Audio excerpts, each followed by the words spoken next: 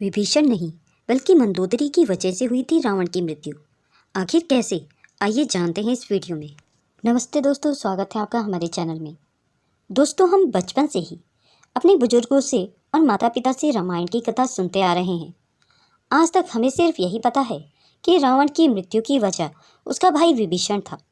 विभीषण ने ही श्री राम को अपने भाई रावण की मृत्यु का रहस्य बताया था, लेकिन वास्तविकता तो कुछ और ही है।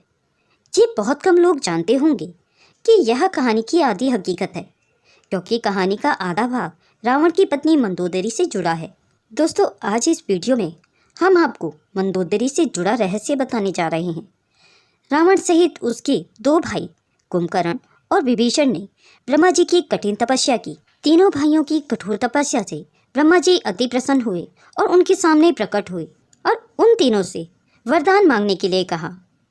रावण ने ब्रह्मा जी से अमरता का वरदान मांगा, परंतु ब्रह्मा जी ने इसे सृष्टि के नियम के विरुद्ध बताते हुए मना कर दिया।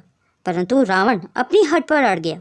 रावण की जिद के कारण ब्रह्मा जी ने रावण को एक तीर दिया और कहा कि तुम्हारी मृत्यु इसी तीर से हो सकती है, अन्यथा और कोई शस्त्र तुम्हें कोई हानि नहीं पहुंचा सकता।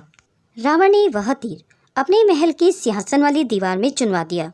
जब भी वह अपने सिंहासन पर विराजमान होता तो वह जानता था कि तीर कहाँ है, लेकिन ये भेद रावण के अलावा सिर्फ उसकी पत्नी मंदोदरी को पता था। जब भगवान श्री राम और रावण का युद्ध चल रहा था, तब भगवान श्री राम द्वारा चलाया गया हर बाण रावण के ऊपर बेअसर हो रहा था। रावण का सर जैसे ही श्री राम अपने तीरों से काटते थे तो रावण का एक नया सर स्वयं ही उत्पन्न हो जाता था। जब भगवान श्री राम को लगने लगा कि रावण का वध करना अब असंभव है, तब ठीक उसी समय विभीषण भगवान श्री राम के पास आए। उन्होंने रावण की मृत्यु का राज बताते हुए राम से कहा कि प्रभु, रावण की नाभि में अमृत का कुंड है, जिसे ब्रह्मदेव के विशेष तीर द्वारा ही फोड़ा जा सकता है।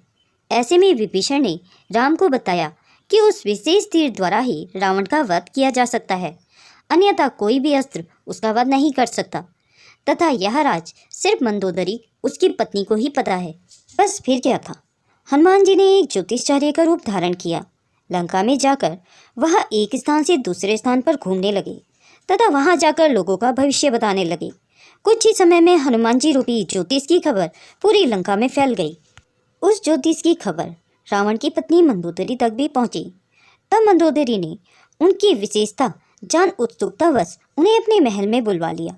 हनुमान रूपी ज्योतिष ने मंदोदरी को रावण के संबंध में कुछ ऐसी बात कही जिसे सुन मंदोदरी आश्चर्यचकित हो गई। बातों ही बातों में हनुमान जी ने मंदोदरी को रावण के संबंध में तथा ब्रह्मा जी के वरदान के रूप में प्राप्त तीर के बारे में बतलाया। साथ ही साथ हनुमान जी ने यह भी जाहिर करने की कोशिश की कि जहाँ भी वह तीर रखा है वह असुरक्षित है। हनुमान जी चाहते थे कि मंदोदरी उन्हें किसी भी तरह उस बाण का स्थान बता दे। मंदोदरी पहले तो ज्योतिषाचार्य को आश्वस्त करने की कोशिश करती रही कि वो बाण सुरक्षित है, लेकिन हनुमान जी की वाक्पटुता की वजह से मंदोदरी बोल ही पड़ी कि वह बाण रावण के सिंहासन के सबसे नजदीक स्थित स्तंभ के भीतर चुनवाया गया है। यह सुनते ही हनुमान जी ने अपना असल रूप धारण कर लिया और जल्द ही वह तीर लेकर श्री राम के पास पहुंच गए। भगवान राम ने उसी बाण से फिर रावण की नाभि पर वार किया। इस तरह रावण का अंत हुआ। दोस्तों, इस संदर्भ का वर्णन आनंद रामायण में मिलता है। दोस्तों, अगर यह वीडियो आपको पसंद आई हो तो कमेंट बॉक्स में जय श्री राम लिखना ना भूलें और अपने दोस्तों में इस वीडियो को ज़रूर शेयर करें। अगर आप मेरे चैनल में नए हैं और ऐसी ही पौराणिक कथाएं सुनना पसंद करते हैं तो मेरे चैनल को सब्सक्राइब करें।